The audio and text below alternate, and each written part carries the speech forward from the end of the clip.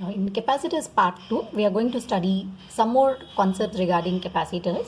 So in the previous part, I told you what is a capacitor, then how to find capacitance of a spherical capacitor, a sphere, and then for a parallel plate capacitor.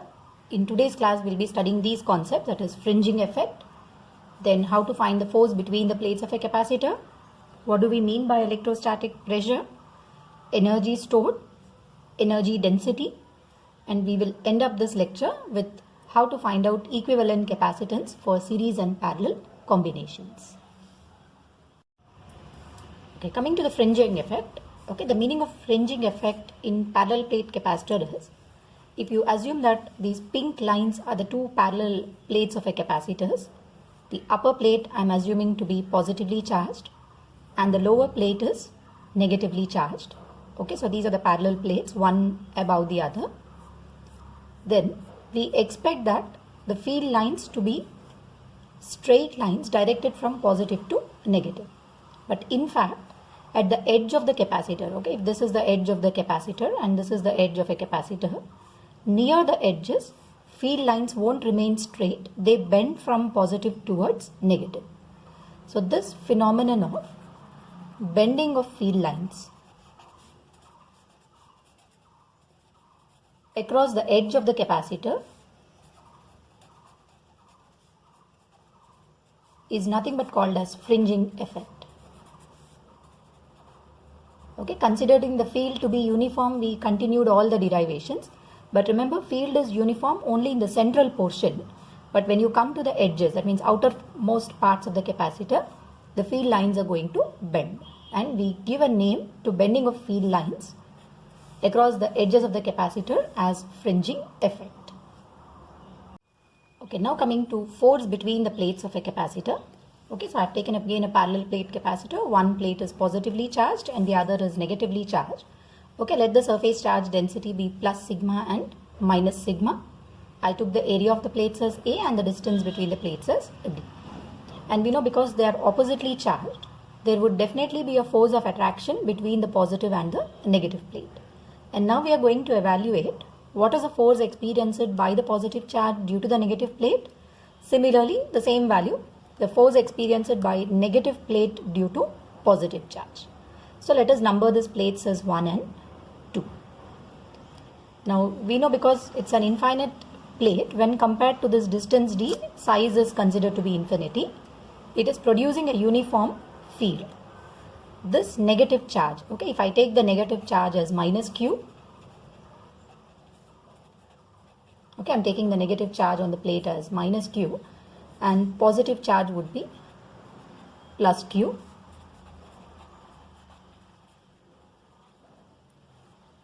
Okay, and since this negative charge is in the field produced by the positive plate and vice versa, positive charge is in the field produced by negative plate and negative charge is in the field produced by positive plate. So now if I write the force acting on this plate 2 because of the plate 1, okay, that would be field produced by the first plate into the charge on the second plate. We know charge on the second plate is minus q. Okay, I'm writing the charge magnitude as minus q. Now find out what is the force. So force would be E1. Okay, we know the field produced by a positively charged plate is given by sigma by 2 epsilon naught. So that is sigma divided by 2 epsilon naught into charges minus q.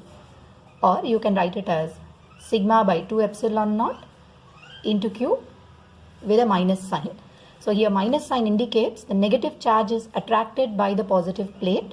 So if you want to give the direction, it is in minus I cap direction. Minus sign I already took, direction is I cap.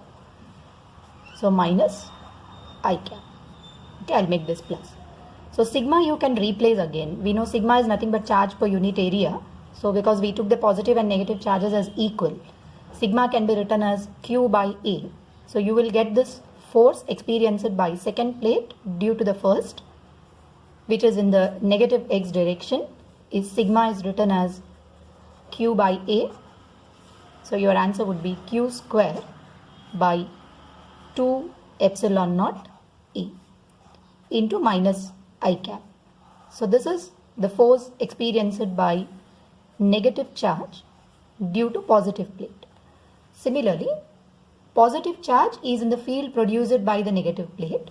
So if I write the force experienced by the first plate due to the second, F12 vector, positive charge is attracted, so it is in positive x direction, field produced by second plate into the charge, and we know the field is same, sigma by 2 epsilon naught into q. Again, if you replace sigma as q by a, we get F12 in I cap direction as q square by 2 epsilon naught a. So this equation is going to give me the force experienced by second plate due to the first. So put together, the two plates attract each other with a force whose magnitude F12 is equal to F21. And what is the magnitude of the force? It's q square by 2 into epsilon naught into a. So you can remember this relation while solving numericals. Okay, I repeat, it is q square by 2 epsilon naught a. Okay, now coming to electrostatic pressure. Okay, just now we have seen that between the two plates of the capacitor, the force is given by F is equal to q square by 2 epsilon naught into a, the magnitude of the force. And now once you get the force, we know pressure is force per unit area. Divide with area on either sides. So F by A would be q square by 2 epsilon naught a square, or that is nothing but, we know q by a is nothing but sigma. So you can also write it as sigma square divided by 2 epsilon naught. Okay, so this term is going to give me electrostatic pressure. I repeat, okay, what is your answer for electrostatic pressure? Pressure or electrostatic pressure is equal to sigma square divided by 2 epsilon naught, where sigma gives you the surface charge density of that particular plate. Okay, now coming to energy stored by a capacitor. Generally, capacitor stores energy in the form of electrostatic field. So whatever work we have to do in charging the capacitor is stored by it in the form of potential energy. Again, I repeat, work done in charging the capacitor is stored in the form of electrostatic potential energy. So to get this electrostatic potential energy, okay, let us suppose a charge dq is transferred from one plate to another. Okay, in fact, we are transferring dq number of electrons from positive to negative plate. So this plate gets positive charge and this is going to get a negative charge. So let the work done be dw. Okay, I'm writing the work done as dw. We can write work done as V into dq. Okay, we remember the formula for potential difference with respect to infinity is work done in bringing a unit positive charge. So here I have written dw as V into a dq. And now if you have to calculate the total work done, I have to integrate this relation. And we know capacitance C is equal to Q by V. So you can replace V as Q by C. Call this as equation 1 and this is equation 2. So work done dw can also be written as Q by C into the charge transferred, which is dq. Now if I want to get the total work done, I'll integrate the relation. Integral of dw is integral of Q by C into dq. Initially the charge on the plates was 0. Final charge I'll take it as Q and total work done will give you W. Integral of dw will be W. 1 by C is a constant. Integral of Q into dq is Q square by 2. And the limits are from 0 to Q. So what is the total work done in charging the capacitor? It's Q square divided by 2C. This itself is converted into potential energy. So potential energy of the capacitor would be Q square divided by 2C. So this is one formula to get potential energy stored by capacitor in terms of Q and C. You can modify the relation in terms of C and V. Okay, if I replace Q as C into V, you will also get this formula as 1 by 2C into CV whole square. So potential energy would be half CV square. Okay, this also represents potential energy in terms of C and V. And one more formula I will write in terms of V and Q. So I will eliminate C. If I replace C as Q by V, we will get Q square by 2 into, I am removing C as Q divided by V. So potential energy in terms of V and Q is V into Q divided by 2. So we have three expressions. First in terms of Q and C, that is half Q square by C, half CV square and half VQ. And now here you can remember one point, the total work done by the battery, because battery has to do this process of charging the capacitor. The total work done by the battery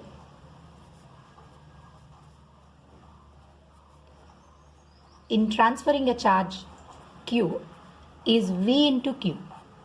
But how much of this energy is converted into potential energy of the capacitor? Only VQ by 2. That means 50% of the battery's energy is converted into potential energy. Then what has happened to the remaining 50%? Okay, it is converted into heat energy. Okay, while charge is transferring through these wires, okay, the system gets heated up and that energy is lost to the surroundings in the form of heat. Again, I repeat, total work done by the battery is V into Q, but stored energy by the potential or by capacitor is only VQ by 2. So 50% of the energy is lost to the surroundings. Okay, now coming to energy density. Okay, it is represented by the letter U dash, defined as potential energy stored per unit volume. I repeat, energy density, it is defined as the amount of energy stored by the capacitor per unit volume. Now let us see how to calculate this for a capacitor. Okay, how to get this energy density or energy stored per unit volume. Okay, just now we have got the formula for energy stored by a capacitor, and the first formula what I wrote it was half Q square divided by C. And since we want energy density, which is energy by volume, divide this equation with volume. Half Q square by C is the energy, by volume is area of the plates into distance between the plates.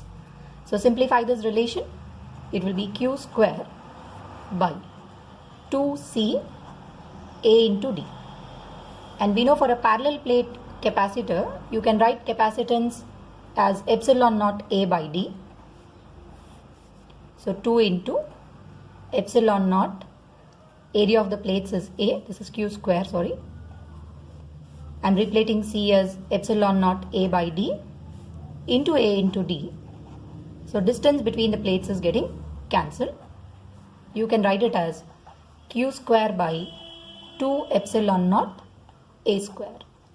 And if you still modify this relation as Q by A as sigma, we get this as sigma square by 2 epsilon naught. Okay, so this term gives you energy density. If you want to write it in terms of electric field, okay, so we know electric field is sigma divided by epsilon naught. You can replace sigma as E into epsilon naught. Then you will get this equation as half epsilon naught E square. Okay, two formulas I am giving you, one in terms of electric field, one in terms of sigma. Even this you can remember, it's in terms of Q. And if you observe this relation, sigma square by 2 epsilon naught, it was same as the electrostatic pressure. So remember, electrostatic pressure and energy density will have the same SI units. So sigma square by 2 epsilon naught and sigma square by 2 epsilon naught. Now coming to capacitors in series. Okay, so till now we have studied about parallel plate capacitor. Now look at the symbol of a capacitor. A capacitor is generally represented by the symbol, a double line, one straight and the other one should be curved. Or you can also represent it as two parallel lines. In general, we use these two parallel lines, but theoretically it should be one straight and the other one should be curved line. Okay, so this is a symbol of a capacitor. Now let's see what will be the equivalent capacitance when you have a number of capacitors in series. So I'll take three different capacitors of different capacity. C1, it's end-to-end connection. C2 and C3. All of them are connected to a battery whose potential difference is V. And now we know this battery is going to supply the charge. So let the charge supplied by the battery be Q. So it will make this plate positively charged. And it is getting a charge plus Q. If this is plus Q, due to induction, a minus Q is deposited on the inner side and plus Q will transfer till this point and this gets plus Q. The second plate. If it is plus Q, next plate would be minus Q. This is plus Q and minus Q. So you are observing that the same charge is passing through all the three capacitors. So what remains constant in series combination? Charge remains constant. So I can write Q1, charge on the first plate, equal to charge on second plate, second capacitor, and charge on the third capacitor should be equal to Q. Call this as equation 1. Or you can write Q1 is to Q2 is to Q3 is 1:1:1 in a parallel or in a series combination. But whatever total potential you have given to this plates of the capacitor is distributed as V1, V2 and V3. So you can write the total potential difference as V1 plus V2 plus V3. Okay, we know from the definition of capacitance, we can write V as Q by C. Q is the charge supplied by the battery. This is C equivalent. Should be. V1 can be written as Q by C1 because same charge is present in all the capacitors. Q by C2 plus Q by C3. Q gets cancelled throughout. So what is the equivalent capacitance for a series combination of capacitors? It's 1 by C1 plus 1 by C2 plus 1 by C3. So this gives you the equivalent capacitance. And if you write V1 is to V2 is to V3 ratio. See, we have written V1 as Q by C1 is to Q by C2 is to Q by C3. I will leave it as Q by C1 is to Q by C2 is to Q by C3 for solving numericals, where Q is nothing but C equivalent, the equivalent capacitance into potential difference that you have applied. So this gives you C equivalent, and this formula is going to give you the equivalent capacitance when they are connected in series combination. Now consider three capacitors in parallel combination. Previously we have seen in series combination. Now I'll consider these are the three capacitors C1, C2 and C3. All of them are connected across a battery of potential difference V.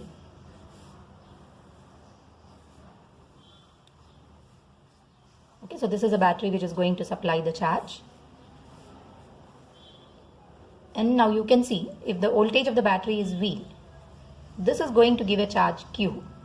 At this junction, charge is distributed into three parts as Q1, Q2 and Q3. Since charge is distributed, you can write total charge as Q1 plus Q2 plus Q3. This will give you the charge. And now potential difference is same for all the plates because this is connected to positive and this to negative. Positive and negative plates, positive and negative. What remains constant in parallel combination? Potential. So potential difference across first capacitor is to second, is to third, is now 1:1:1. If you replace Q as C equivalent into V, Q1 would be C1V, Q2 is C2V, Q3 is C3 into V since V is constant. So what should be the equivalent capacitance in parallel combination? It is C1 plus C2 plus C3. So this gives you the equivalent capacitance in parallel combination. then what should be the ratio of the charges?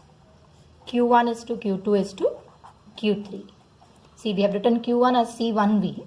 So it will be in the ratio C1V is to C2V is to C3V. If you cancel off this V, C1 is to C2 is to C3. More capacitance will get more charge, less capacitance will get less charge in parallel combination.